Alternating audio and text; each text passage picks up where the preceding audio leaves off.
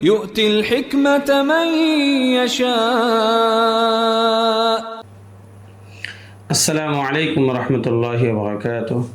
نحمده ونصلي على رسوله الكريم أما بعد.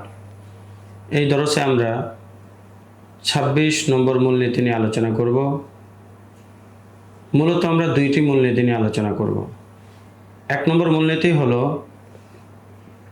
এই কথা আগেও এসেছে যে মাযহাবের জাহিরুর রেওয়ায়া এবং মাশায়েখে কেরামের তারজিহাতকে কখনো ছাড়া যাবে না। জাহিরুর রেওয়ায়া এবং মাশায়েখে কেরামের তারজিহাতকে বাদ দিয়ে গায়রে জাহিরুর রেওয়ায়া, নাদিরুর রেওয়ায়া ইত্যাদির উপর আমল করা জায়েজ নেই।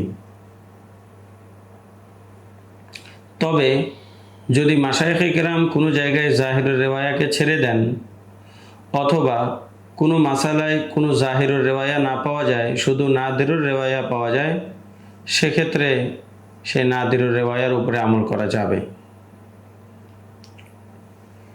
দ্বিতীয় মূলনীতি হলো,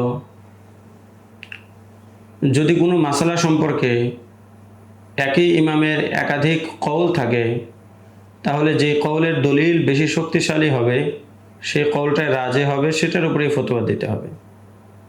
যেমন নামাজের মধ্যে তাদিল আরকান সম্পর্কে ইখতিলাফ রয়েছে। ইমাম আবু ইউসুফ রহমতুল্লাহ আলাইহির মতে তাদিল আরকান ফরজ। ইমাম আবু হানিফা ও মুহাম্মদ রহমতুল্লাহ আলাইহির থেকে দুইটা কওল রয়েছে। একটি হলো তাদিল আরকান ওয়াজিব, 2 নম্বর কওল তাদিল আরকান সুন্নাত।